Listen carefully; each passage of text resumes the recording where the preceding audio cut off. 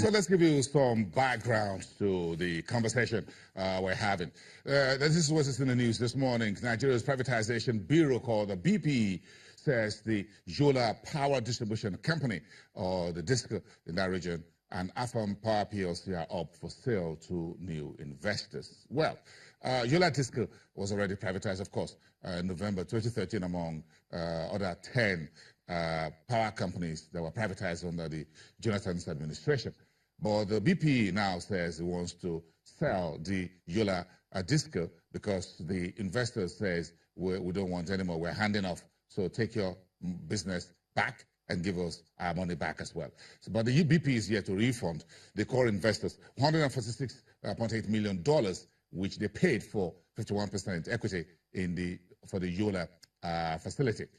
Meantime, the Bureau of Public Enterprises was quoted this morning as saying that approvals are being sought to engage transaction advisors for the resale of Yola and a fresh privatization of Afam Power PLC.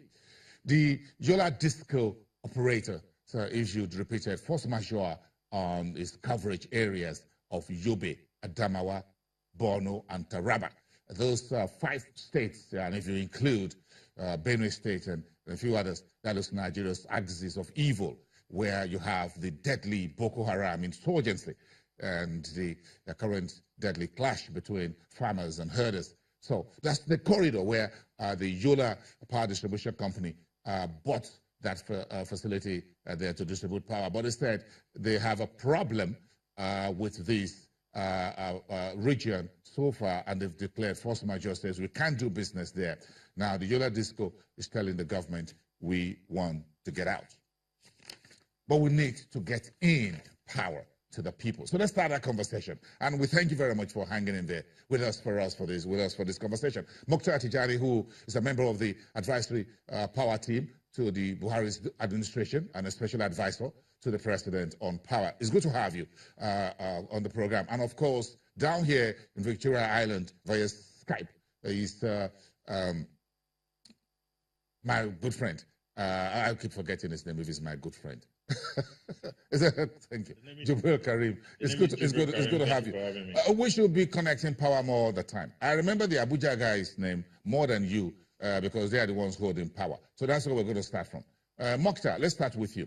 Bring us up to speed where we are as far as the President Buhari's administration's power projects concerned. Thank you very much, Mr. Mofaye. Good morning. Good morning, Jubril. So I will speak on the on-grid and the off-grid initiatives by the federal government of Nigeria. Speak briefly on the on-grid. As we know, since the inception of this administration in May 2015, there was only about 2,600 or so megawatts that was distributed. But today, we're averaging over 4,000 megawatts. This has been done by sheer hard work by the ministries involved in coordinating the power sector. There have been various interventions, financial and technical interventions that has led to this incremental power being delivered to Nigerians. The financial interventions have given the generation companies confidence to invest more and expand their capacity to deliver more power to Nigerians. The distribution companies are also doing the same.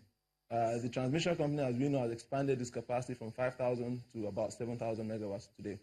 There's about odd 2,000 megawatts that the Honorable Minister of Power Works and Housing is working diligently to see how we can distribute, as the distribution companies are unable to take that excess 2,000 megawatts. Now, going off-grid, which is where we have a lot of impact, quick impact to SMEs, etc. So the off-grid strategy of the President Muhammad Buhari administration has a handful of initiatives. There are about 5 of them.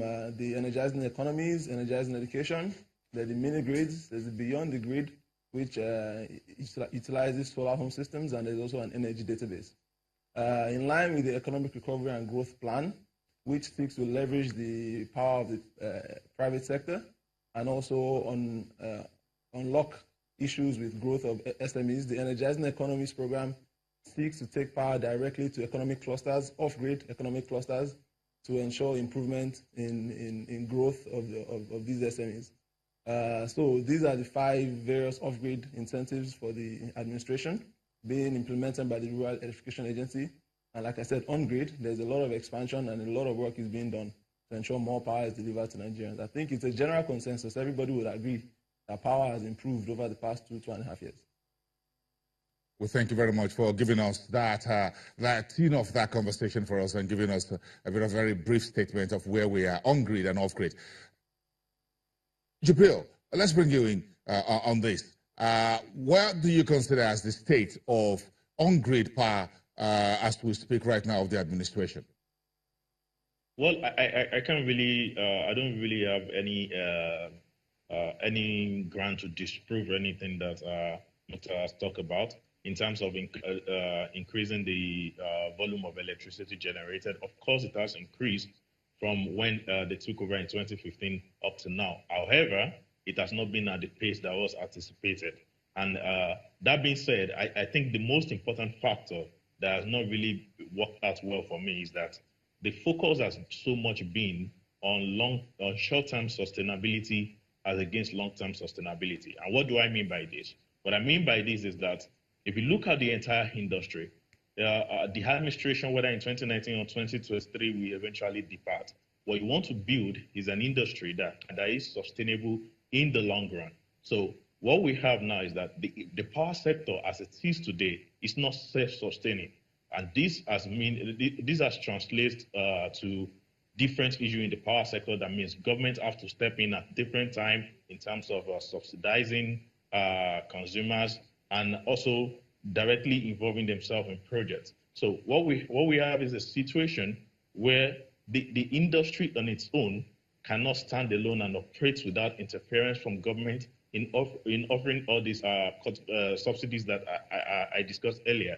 So for me, I do think, yes, work has been done in terms of transmission. Transmission grid capacity has increased from the 4,500, 5,000 level it used to be to about 7,000 as it has stated. Of course, our available capacity has always been above the current generation level, but has not been properly utilized.